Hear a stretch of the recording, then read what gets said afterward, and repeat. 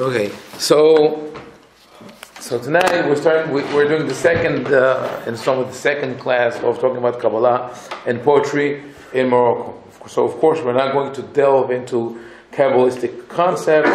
It's too wide and deep. We started talking about it last week. We spoke about the development of Kabbalah and how we moved through different schools, but the concept of mysticism always existed. People always tried to connect to the divine. And today we're going to talk about this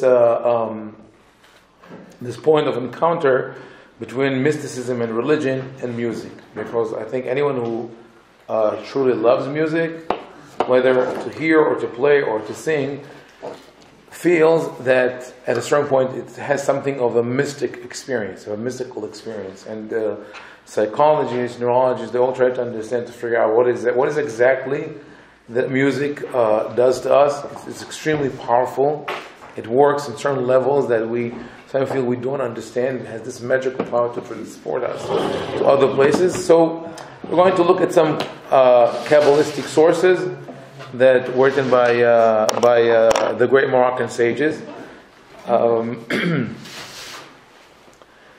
And let's get right into one of these texts. And this is the one I'm going to pass around. I have it's some of it in Hebrew, but on the other side you have some English, so you can look at it. We're going to start on the side where there is some English. So on the other side, right? So this is an excerpt, a couple of lines from a book, Haim Sha'al. It's a responsa, She'alot u'Tshuvot, halachic answers by Rabbi Yosef Haim David Azulai. You identify the name Azulai as a Moroccan name, right? Azulai. But he was born in Hebron. Rabbi Yosef Haim David Azulai, the Hida, was born in Hebron in 1724. But his grandfather, Rabbi Avraham Azulai, came to Eretz Israel from Fez in Morocco. And you'll see that the city of Fez is one of the central cities of Torah and Kabbalah in Morocco, alongside, of course, Marrakesh, Meknes, Sfo, Safi. There are other cities, but the Hida came from Fez, and here he's dealing with a certain question that came up, and as we discussed in other classes when we talk about responsa, the interesting thing in learning this literature of questions and answer is that you get to feel the environment and the real life, the pulse of events. Like, what were people concerned about? When you look at the book of Halakha and it says, read this, do this, okay, it's dry law. When you read it in context, you realize how people lived at the time. So he says the following: V'hinei be'ir ahat. There's a little translation at the bottom. V'hinei be'ir ahat nahagu likrot kriyat shema benigun. They used to read kriyat shema with the melody. And when he says melody, he doesn't mean the trope, the ta'amim, but rather a much more elaborate melody, right? To maybe they had a special tune they would introduce to every Shabbat, or more probably what I think that he refers to is that the cantors used to cantillate and elaborate on the. I cannot do it in the Moroccan minhag, but I know that I hear sometimes cantors, especially when they come for an interview and they want to show their prowess. So let's say if the tam in the is Azla Girish, that's the normal one. They will go Azla Girish. They'll go on and on, and they will do so. Rasul Batela Minhag, and some people came and said, wait. This is not the trope. This is not how we read. The ta'amim have to be accurate. There are musical notes. We don't want jazz. In other words, right? We want classical music. Follow the notes. We don't want your interpretation too much. So some people said we must stop this practice. You cannot read Shema Benigun. What happens when you try to change a minhag? And of course, a dispute ensued. He quotes the Shulchan Aruch. So the question was raised in front of the Hida. What should we do? Should we stop this minhag or should we continue? Now, Kamo Shekatuv Haber refers to the concept that the Shulchan Aruch speaks about, that you have to be careful to pronounce each word properly. So maybe if when you're singing Hashem's name, which is in the Shema, right? Shema Yisrael Adonai Eloheinu Adonai Echad. Maybe you extend the word in an inappropriate manner. Maybe you're not saying it right. And so each side has a valid argument. So what is more important? It says, "V'harze ra'iti besefer kaf v'naki ktav yad." He found a book, the Hida, he should know, traveled around the world as an emissary for the yeshivot of Yerushalayim. But unlike some of the emissaries that come to the shuls today, that are professional money collectors, he was a great scholar. He wrote over 70 books. He was a Kabbalist. He was a poet. He wrote books of halacha, and he also was very curious. So in every city he visited, and he was in Turkey, in Germany, in France, in Tunisia, and eventually he settled in Livorno, in Italy. Every city he visited, he went to visit the museum and the university, and if possible, the local libraries. So he saw hundreds, if not thousands, of manuscripts. So he found this manuscript called Kaf Venaki, LeHacham HaShalem Hasid Kemarar Khalifa Malka. Khalifa, right? Or Khalifa. Right. Khalifa. So, just to know who Khalifa Malka is, I give you here at the bottom of his biography. He was born in Safi, or Safi, in Morocco, but then migrated to Fez when his parents died. He's somewhere between in the 17th to 18th century. He was a scholar, a Kabbalist, a poet, a linguist, with wide scientific knowledge. Remember, this is Morocco, 16th century. So when we talk about the Renaissance is everywhere, and it is definitely there. He also was he had musical knowledge, and he was a polyglot, meaning he spoke several languages, including Arabic, Spanish, and Italian.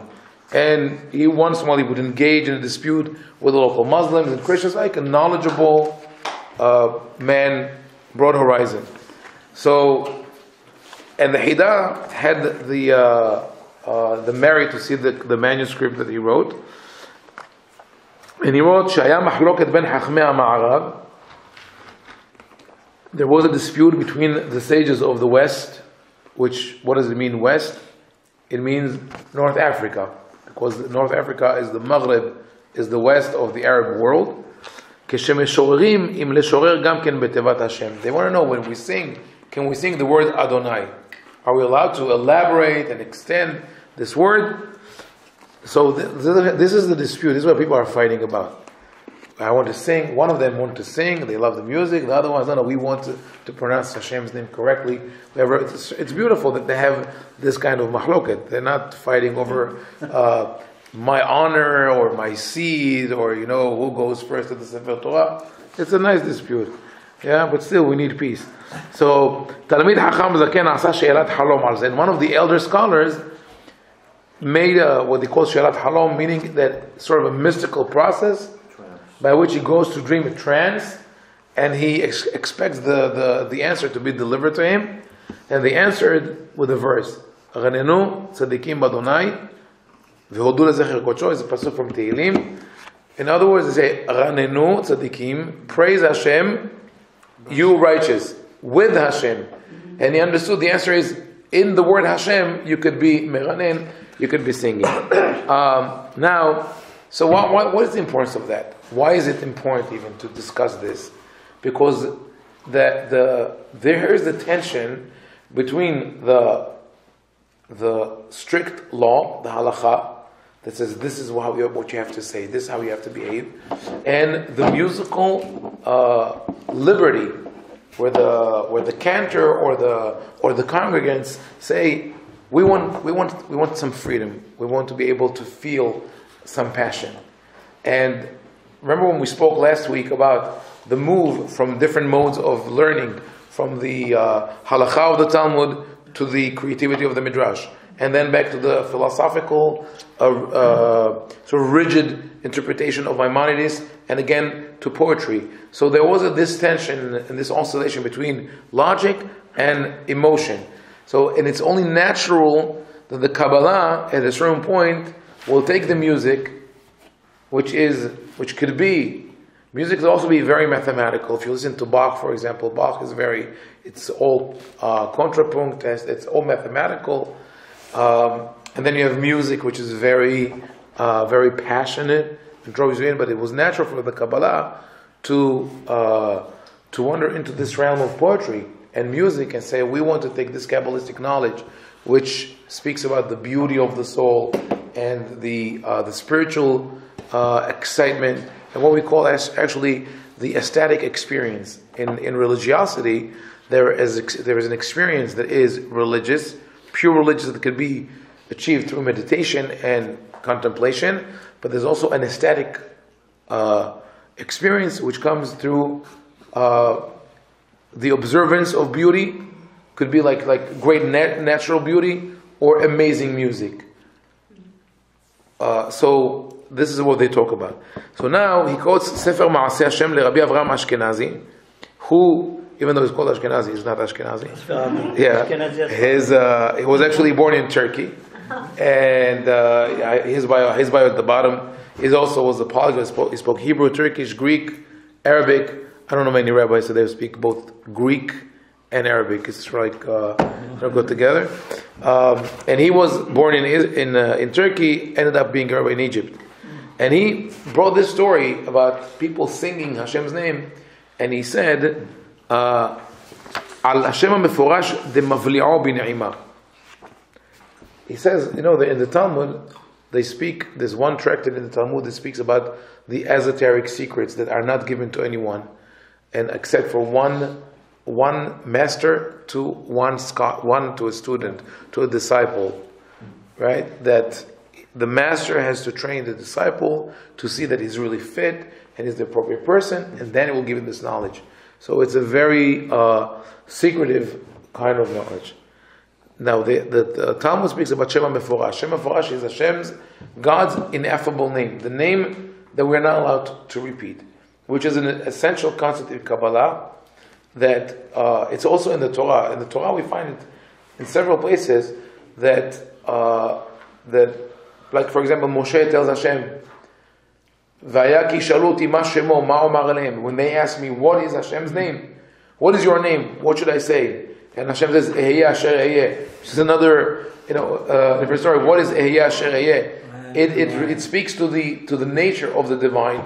But then we have the name Adonai, Elohim, Tsevaot, El, and then the rabbis invented new terms like Hamakom, the place, Hashem, the name. They're all very abstract. So we know that Hashem HaMeforash, also called the Tetragrammaton, meaning the 4-letter names. Tetra is 4, grammaton is from to write letter. So Tetragrammaton, we write Yud Hey Vav Hey, but we pronounce it Adonai. So we don't pronounce it the way it's written. How do you pronounce it? Nobody knows.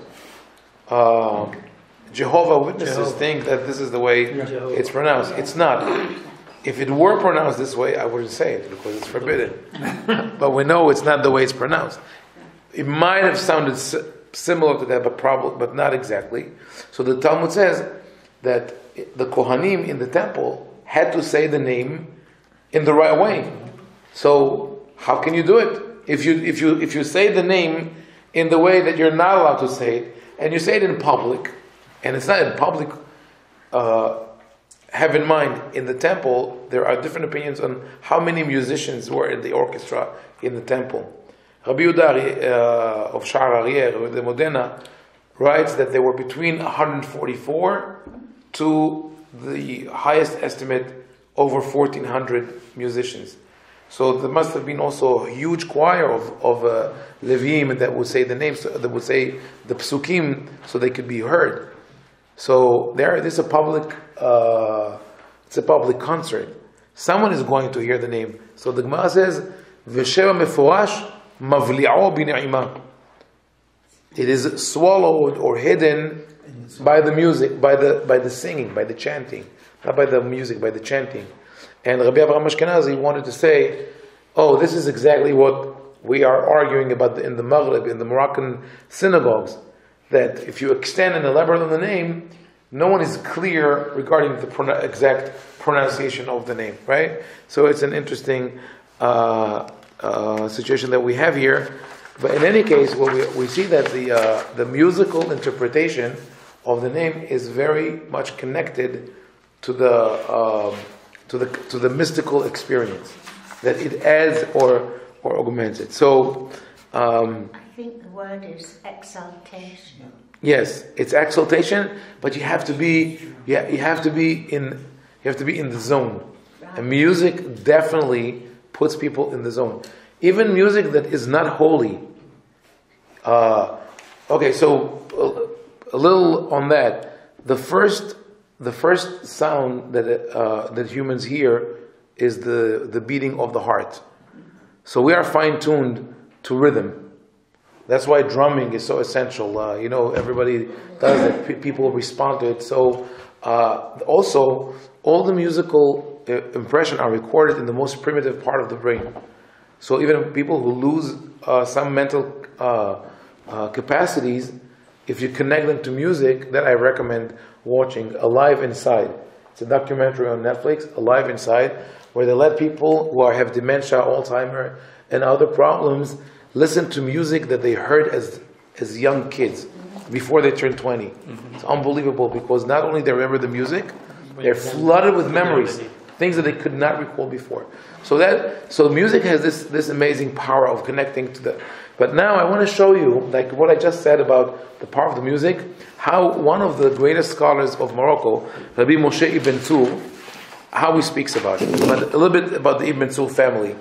I'm reading from a book by Haim Ovadia. Haim Ovadia was a Supreme Court judge in Israel, but also is very respected authority on the development of halakha. He wrote 3 volumes, Mishpat HaIvri, Hebrew law. And in this book, this is Ma'amad HaIsha, women's status in Judaism. And at the end, he has this kind of appendix where he speaks about the literature of North African Jewry. And he says, "Reshito shel yishuv Yehudi b'tzfon Afrika kduma me'od." The beginning of Jewish presence in North Africa is ancient. I think last week I spoke about 2,500 years. Actually, the number is 2,800 years. Already with the Phoenicians from Lebanon, today's Lebanon or Tyre, who went to Tunisia to build Carthage. Jews came with them, and there were many who spoke Hebrew or dialects of Hebrew already 2,800 years ago in what is North Africa. So they had a very, very long history. But he writes here this. He says, "Yesh litmo al teo mesulaf shel historian." He says it is amazing that some people misunderstood the history of Moroccan Jewry, and they write, and this is by a North African scholar, Natan Shuraki, לאחר 300 שנים של ניוון שעברו על יהדות זאת עד למאה ה-19 באה התרבות הצרפתית והשלימה את עיצוב קלסטרה. He says from the 16th to the 19th century, Moroccan Jewry or North African Jewry was in a process of deterioration and ossification, but the French culture uplifted it. And he says the only reason that someone could write something like that is because they are unaware of the tremendous amount of literature, of scholarship that was widespread. There were libraries which were destroyed, and also a lot of people kept their writings to themselves. They were more humble scholars. And here he says that he himself, as a scholar of the history of halakha, he said he's going through books and he finds the name Ya'betz. Ya'betz, those who know a little bit of Jewish history, is famous as Rabbi Yaakov ben Tzvi of Emedin, between Poland and Hungary. His father was called Hacham Tzvi because he worked for the Sfaradim for a while, so they gave him the title Hacham and not Rabbi.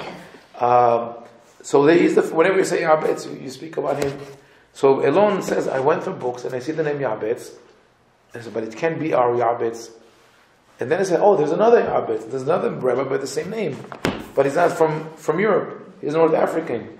And when he says this, Rabbi Yaakov ben Tzur, born in 1673, and he passed away 1752, about 80 years old, was the Av Bedin, the head of the rabbinical tribune of Fez, Migdolei HaMeshivim, one of the greatest authorities of halacha, Gadol beKabbalah, also a Kabbalist, Piyut v'Shira, a poet and a linguist, Oman HaNisuach uBaki b'Lishonot, with clarity of writing and a knowledge of many languages, Takif v'atzmi b'psikato v'lo chat mipnei ish, and also very strong and independent rabbi.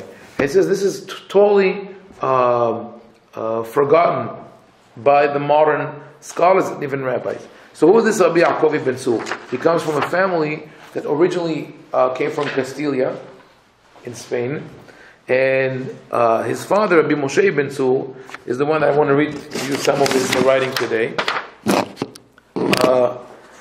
He wrote a book, among his other books, he speaks about music. He wrote a book with 138 stanzas that was meant to deliver a Kabbalistic knowledge through poetry.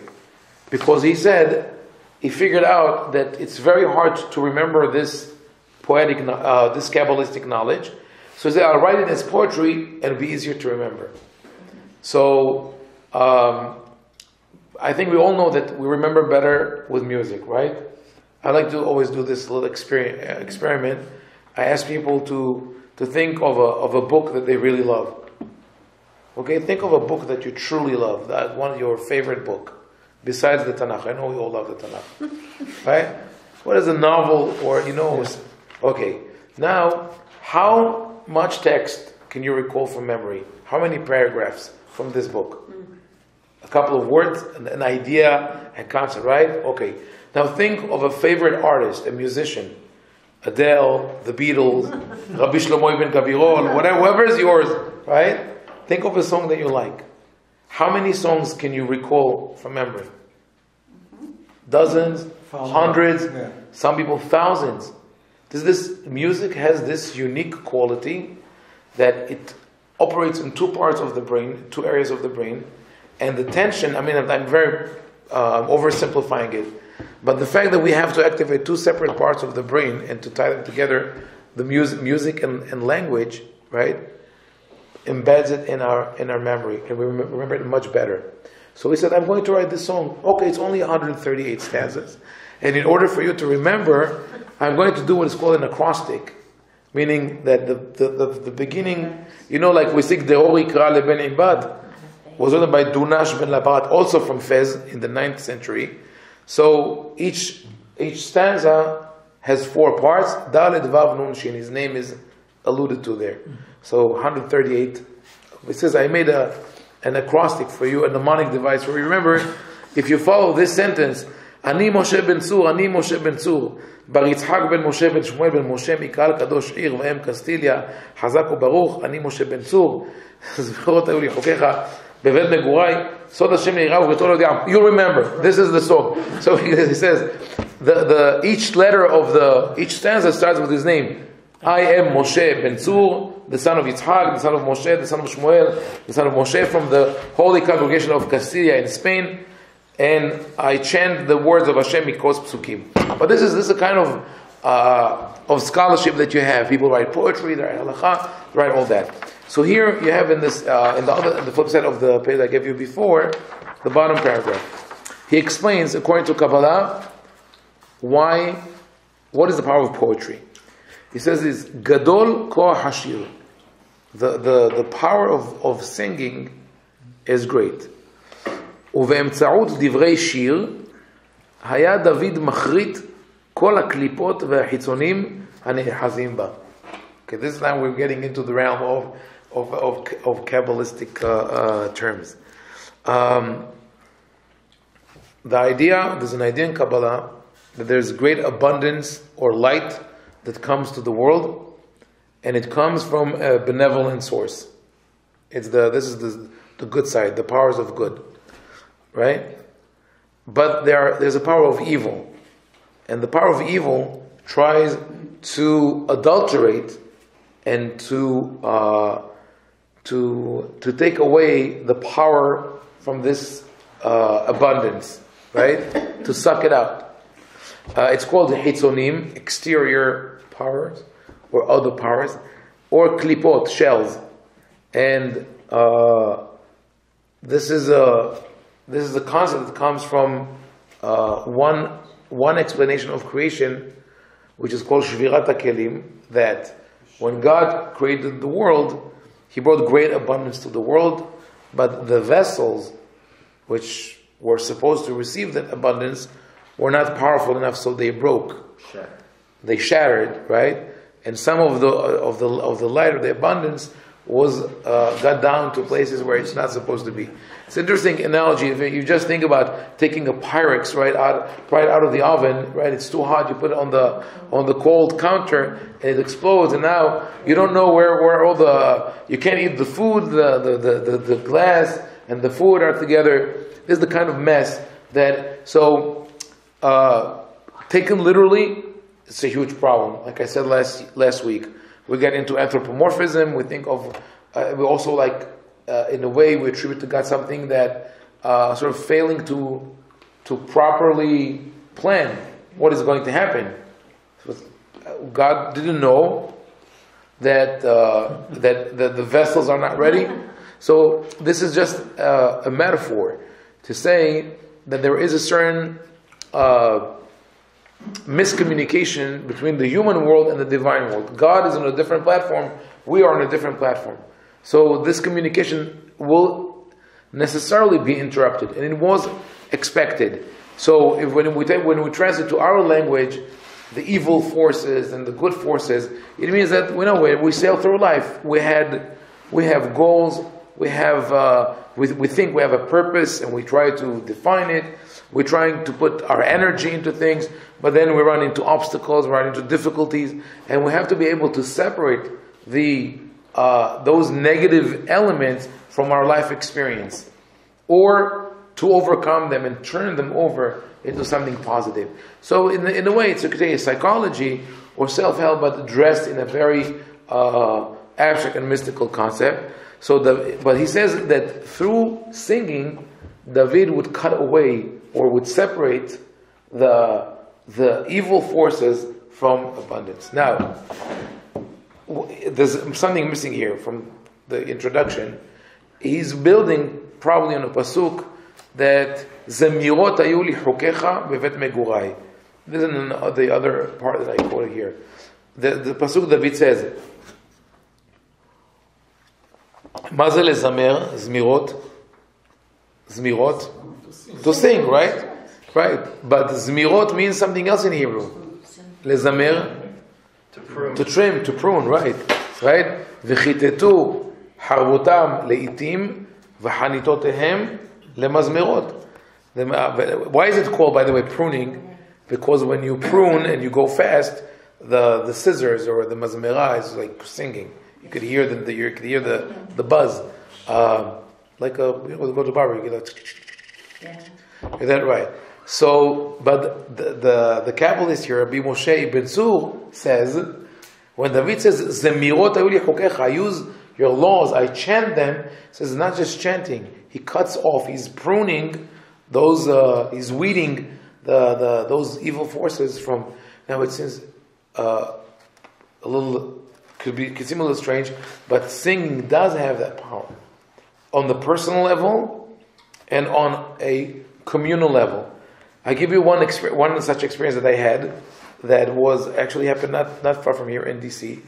Many years ago, I still was in New York, and I came to with the group to DC when we had I think like 250,000 people came to speak for Israel.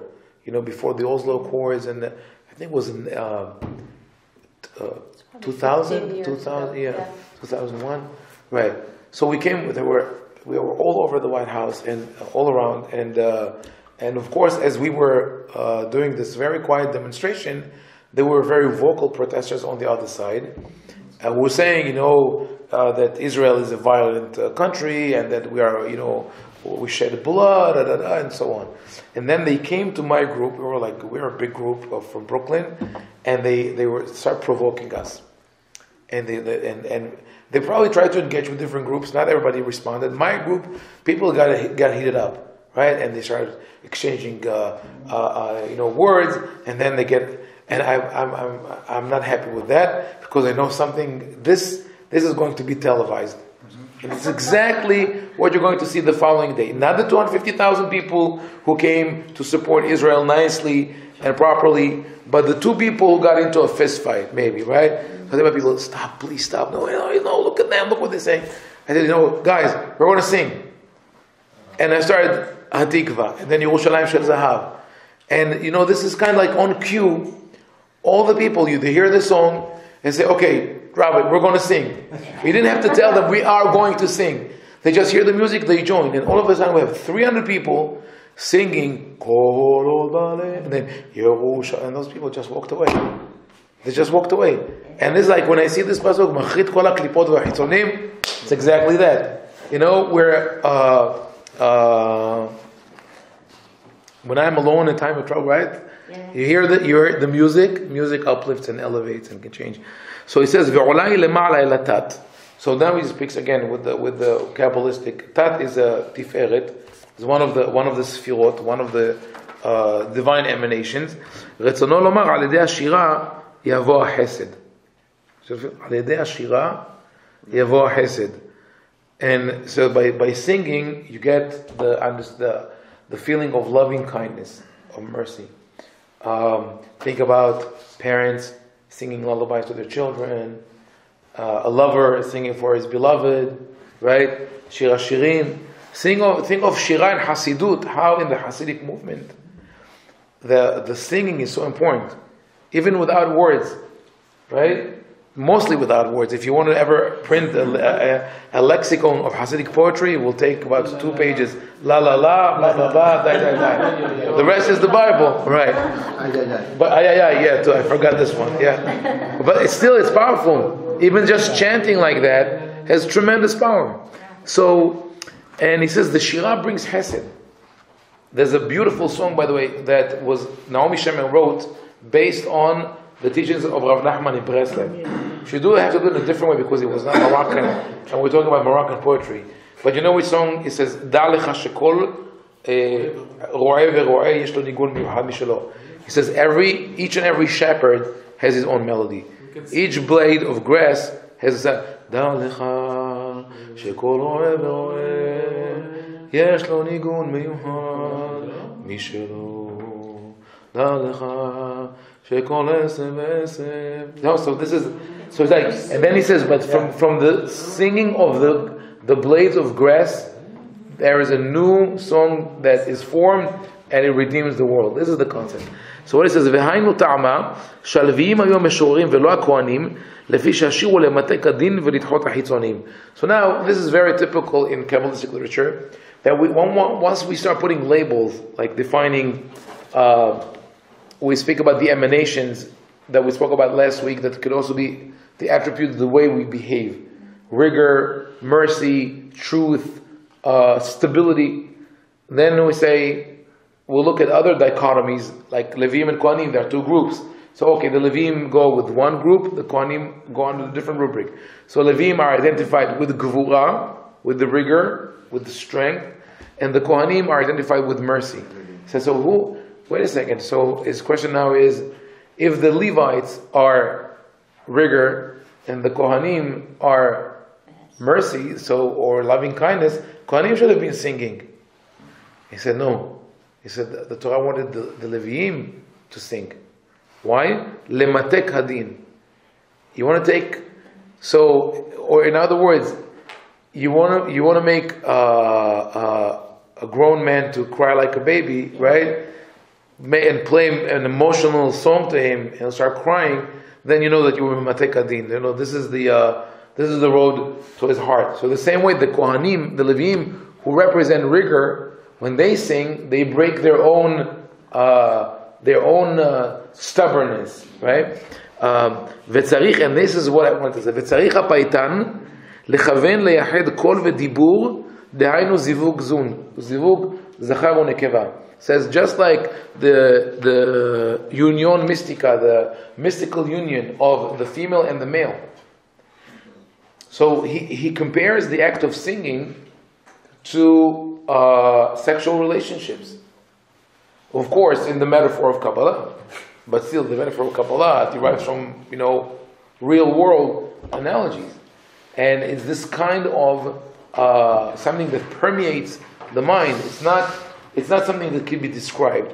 But he says, look at those three words: leyahed, kol v'dibur, to unify, voice, and words. Right? That's what I said before. That what psychologists and neurologists and scientists understand today about the way music functions is that it ties together two separate aspects of our brain. The one that deals with language and the one that deals with music, and unifies them. So it creates new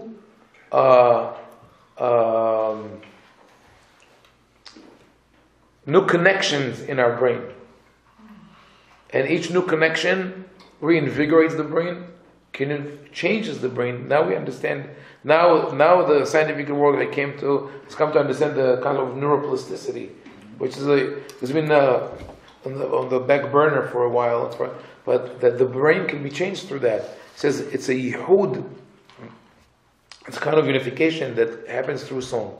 So and we take it to a higher level. Like I said, like the story I told you. You really see that music could unify people in an amazing way. When you start in a crowd, you start song. So like even rock concerts, even Woodstock, right? You can have tens of thousands of people singing together, and they're all of a sudden they feel like one entity, unified. People who go. I'm not in favor of going to the Ukraine for the high holidays. Some people like it, One of my sons is contemplating doing it, so whatever he wants to do. But people come back and they're awestruck. Why? Because just like we feel on Motzei Kippur, Kol Nidrei, or Ne'ilah, when we have 1,000 people singing together, right? Hashem Melech, Hashem Elohim, and you go there, now there are 30,000 people. It's a very, very powerful feeling. So he says, צריך הפייטן לכוון לייחד קול ודיבור, דהיינו זיווג זכר ונקבה. Through singing, you unify two different elements of your brain. And תהילה לאל, זאתי מגמתי בדברי שיר ושבח אשר פצעו שפתיי. Says, this is my intention when I write this poetry, is to bring to that elevated state of mind. מלבד להיות השיר לשם שמיים בכלל. In general, I want to get closer to Hashem, או להודות ולהלל, or to praise, או לשאול איזו שאלה מהאל יתברך. If I want to ask Hashem for something, I do it with a song. או לבקש מחילה וסליחה וכפרה, or to ask for forgiveness. הכל כפי העניין והעת והזמן. He says there's a song, there's music for each event. ואני מאמין כי בשכר זאת מצווה גוררת מצווה. And I believe that one good deed brings another. והקדוש ברוך הוא מזמין לי בעת עשיית השיר דברים ופסוקים ודברי חכם הנאותים.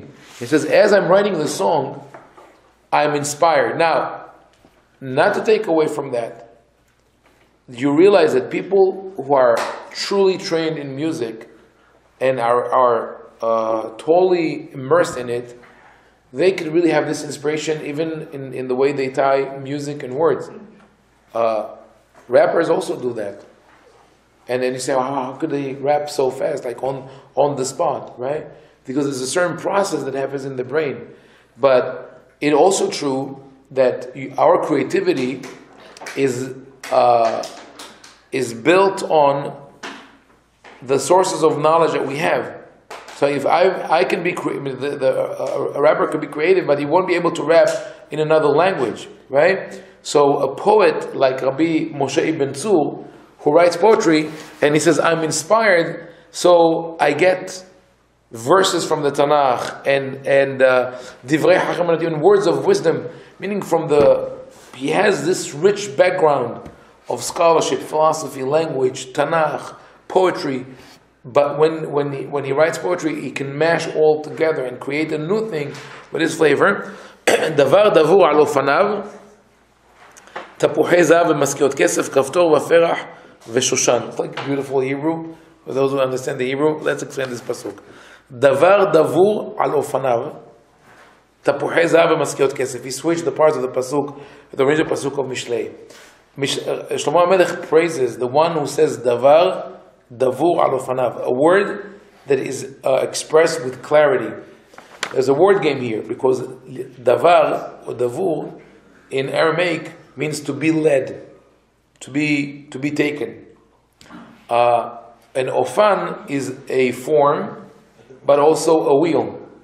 So he says a word that is clearly expressed is like a cart or a wagon that drives fast on like a race car.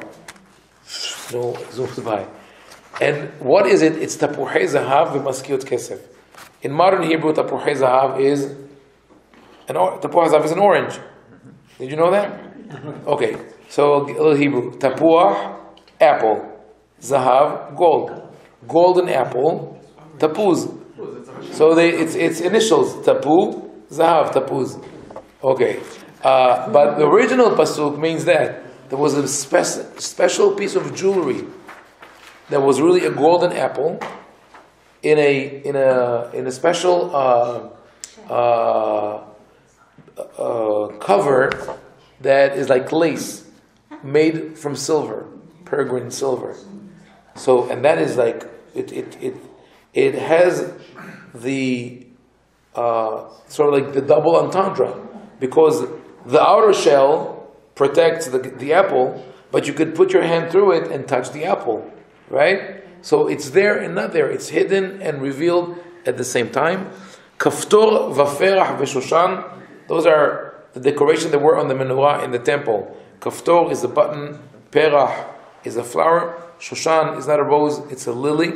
So there are different types of decoration that you had on the menorah. And he concludes with this. כי השיר הנאמר לשם שמיים גדול כוחו, עם שהוא מייחד כל המידות כולם בכללם כמו הקורבן. The song, which is when it's done with the right intention,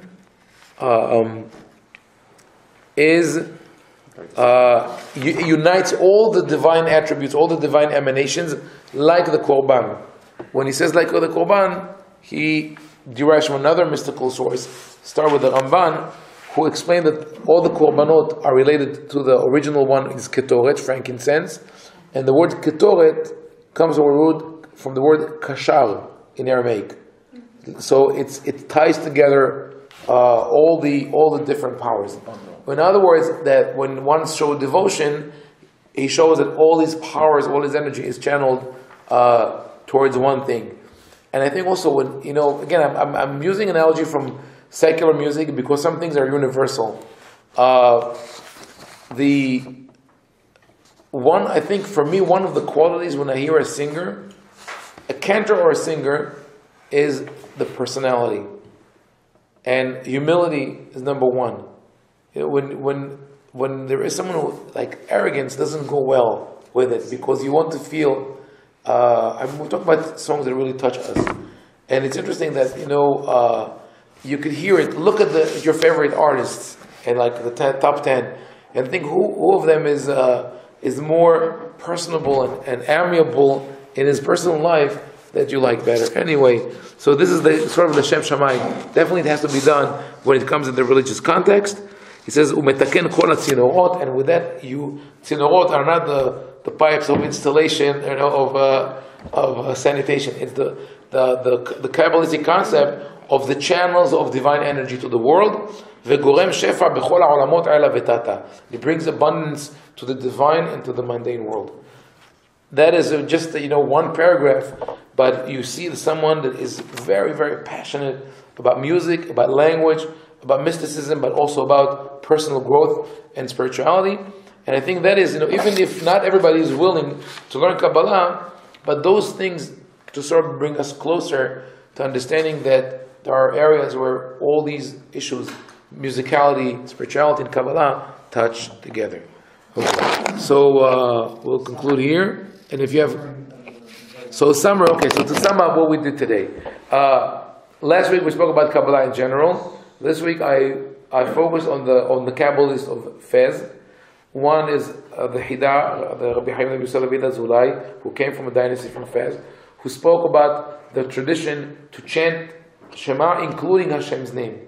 But he concludes that probably chanting Hashem's name was a means for spiritual growth, that maybe even preserves a practice that goes back 2,000 years to the time of the temple.